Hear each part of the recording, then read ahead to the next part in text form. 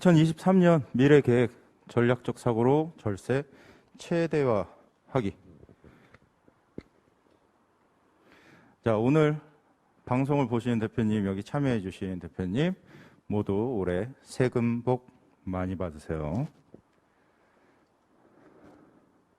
자, 제 소개를 좀 하겠습니다. 2014년부터 2020년까지는 매경경영지원본부에서 6년 연속으로 우수 컨설턴트에 선정이 됐습니다. 그리고 2021년부터 현재까지는 중기 이코노미 기업지원단의 본부장을 맡고 있고, 정혜일기업연구소의 수석연구원, 그리고 유튜브 정혜일 가업승계연구소 수석연구원, 유튜브 CUAB 대표를 맡고 있고요.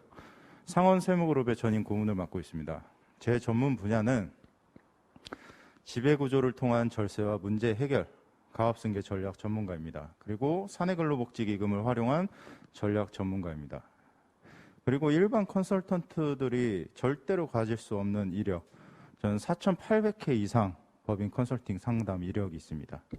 네, 하루에 한 번씩 상담을 해도 10년을 해도 못해요. 저 횟수는. 오늘 주제, 법인의 생입니다. 법인의 생. 법인은 지금 다 운영을 하고 계시니까 처음에 사업이 이제 출생을 하게 되죠. 그 다음에 성장을 하게 되고, 그 다음에 안정화 단계에 들어갑니다. 그리고 나서는 내가 법인에 쌓여있던 자금, 아까 일부 강의에서 계속 강의했었던 이익 잉여금을 엑시트하는 전략을 활용을 합니다. 그리고 나서 생마감을 하게 되죠. 생마감이라는 건 뭐냐면 가업승계 또는 M&A 또는 폐업, 이게 생마감을 할 때 가장 많은 세금을 납부를 하게 됩니다. 그리고 엑시트 전략도 마찬가지고요. 그래서 어떻게 엑시트를 하느냐에 따라서, 자금을 어떻게 엑시트하느냐에 따라서 이 생마감을 하게 될 때, 가업승계도 새로운 생이 탄생하는 거예요, 자녀한테. 그래서 마감을 할 때 세금을 어떻게 하면 줄일 수 있느냐, 이 부분에 대해서 오늘 2023년 전략에 대해서 좀 설명을 드리겠습니다. 자, 2023년 개정세법 활용, 그리고 가업승계 증여특례 활용, 그 다음에 사내근로복지기금 활용에 대해서 오늘 강의하도록 하겠습니다. 자, 법인세법 배당금 입금 불산입입니다. 2023년 1월 1일 이후부터 배당받는 모든 부분에 해당이 되는 거고요. 과거에는, 지금 이 법이 시행되기 전에는 이런 구조를 가지고 있었습니다. 일반 법인에서 상장법인, 비상장법인, 그리고 지주회사, 상장법인, 비상장법인. 그러니까 자녀 법인이 가지고 있는 지분율에 따라서 입금 불산입률이 다른데, 일부 강의에서 말씀드렸죠. 이게 다 회사별로 다 달랐어요. 회사별로 다 달랐는데 이게 너무 복잡하다 보니까 이렇게 통일을 하는 겁니다. 통일을 한 거예요. 그렇죠? 그리고 23년에 배당받는 부분에 대해서는 종전 규정을 선택 허용한다라는 게 핵심입니다. 그러면 이 배당 입금 불산입을 하는 데 있어서 세금이 어떻게 줄어드나?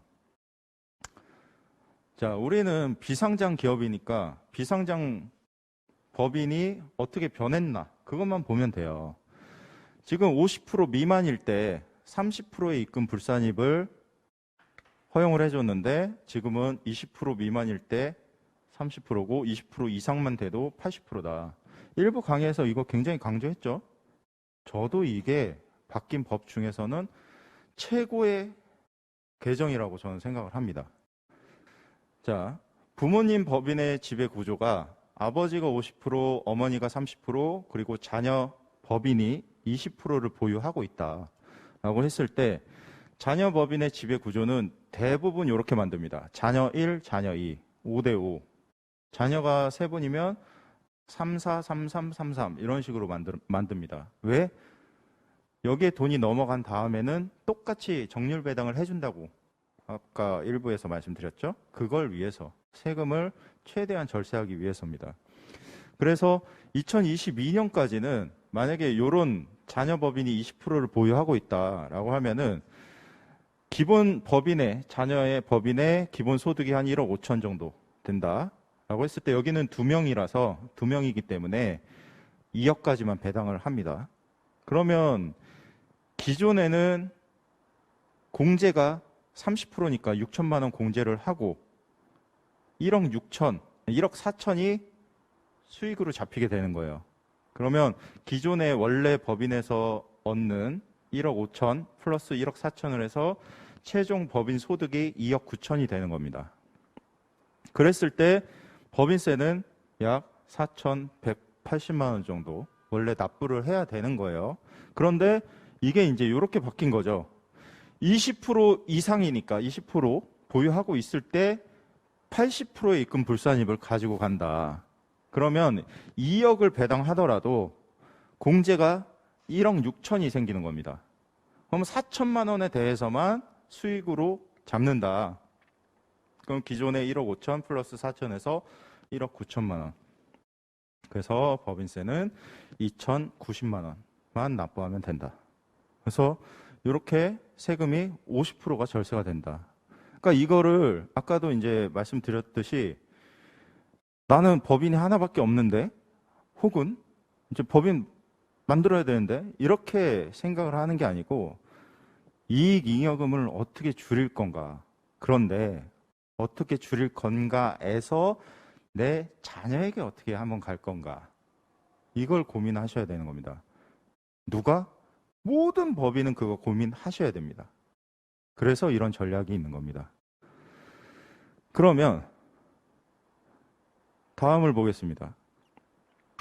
아버지가 50%이고 자녀 법인이 50%를 보유하고 있다. 사실상 요거는 쉽진 않아요.